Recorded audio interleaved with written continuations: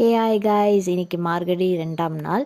எனக்கு வந்துட்டு இன்றைக்கி காலையில் ரொம்ப சீக்கிரமாக எழுந்து நான் இன்றைக்கி கோலம் போட்டுட்டேன். வீட்டில் வந்துட்டு இன்னைக்கு திருவண்ணாமலை கிளம்புறாங்க.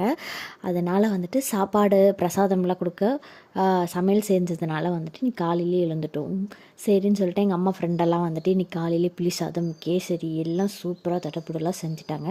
அப்படியே சாமிக்கு விளக்கெல்லாம் ஏற்றிட்டு அதுக்கப்புறம் நான் போகல. ஸோ என்ன பண்ணேன், நல்லா வந்துட்டு காலையிலேயே ரெஃப்ரெஷ் ஆகிடலான்னு சொல்லிட்டு சுட சுட சுட எண்ணெய் வச்சு தலையில் நல்லா ஒரு மைல்டான மசாஜ் கொடுத்து நல்லா ஹை பன் போட்டுட்டேன். நல்லா மசாஜ் பண்ணும்போது காலையில் வந்து ரொம்ப ரெஃப்ரெஷிங்காக இருக்கும். ஸோ ட்ரை பண்ணி பாருங்கள். அதுக்கப்புறம் முடக்கத்தான் தோசைக்கும் வேர்க்கடலை சட்னி.